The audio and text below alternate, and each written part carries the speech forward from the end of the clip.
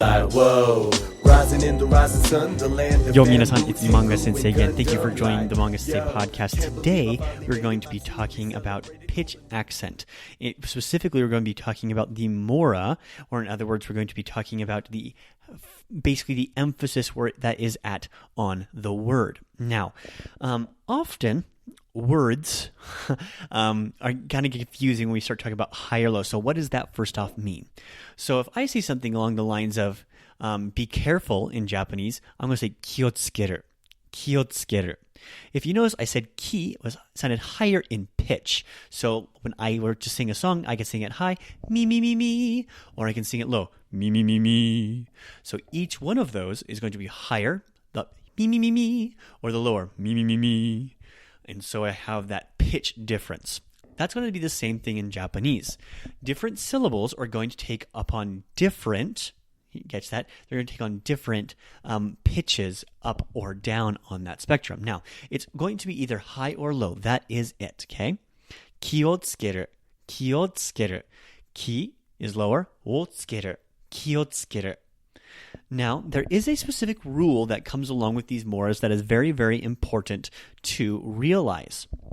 What happens is the first syllable is going to be different than the second syllable, okay? No matter what, and whatever word you're using, the first syllable is going to be different than the second syllable. We're going to have a switch. So if the first one is high, the second one will be low. If the first one is low, the second one will be high. Now, there is a second rule that's also very, very important to this, okay?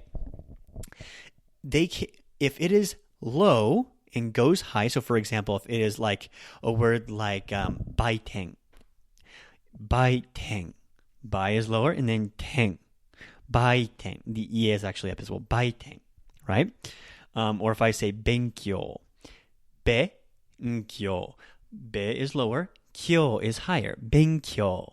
Benkyo. Now again, I'm not going to try to act like a native speaker of Japanese. This is simply how I've learned it, and I believe scientifically have proven to be correct within the pitch of that particular accent.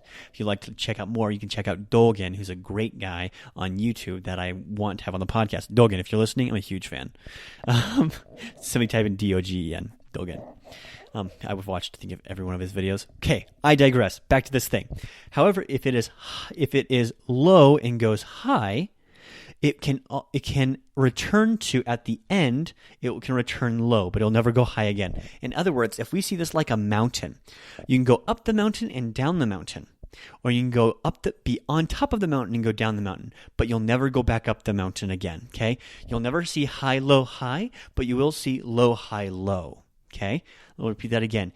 You will see low, high, low, but you'll never see high, low, high. You never go back up the mountain. It's too much. There's a saying in Japanese, if you go to Japan and don't climb Mount Fuji, you're a fool. If you go to Japan and you climb Mount Fuji, you're great. If you go to Japan and climb Mount Fuji twice, you're an even bigger fool. So you don't want to go back up the mountain, okay?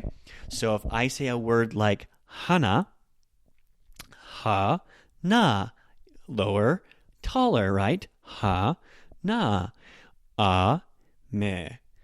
So we have, for example, this is a great example. If I want to say candy in Japanese is ame, lower, higher. If I want to say the word for rain, it's ame. It's higher than lower, okay? We're going to practice this a little bit more throughout the week. We're going to go over this again tomorrow, so if you don't understand it fully, make sure you check out tomorrow's episode. We're going to go over this pitch accent. This is one of the hardest things about Japanese, and it almost comes naturally when you start speaking to native speakers and copying or shadowing their intonation, which is an activity that I recommend to all of my listeners. So if you have any questions about this or any of my other episodes, make sure to hit me up on my Instagram or on my Twitter at The Manga Sensei, or you can send me an email at mangalord@manga-sensei.com. You can also check out my website, manga-sensei.com. Free tons of stuff there, and I'll see you tomorrow. Until then, remember, it takes 10,000 mistakes to become fluent in Japanese. So let's make mistakes. Ja ne.